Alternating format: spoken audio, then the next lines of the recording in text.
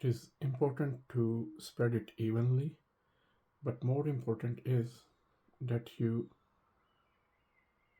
finish it up around the corners so that it does not come off so easily.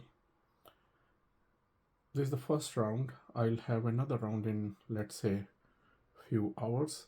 It usually takes a couple of hours to dry up, but you can leave it up to 24 hours to dry up before you apply the second coat. So I'm going to apply another coat on it in a couple of hours.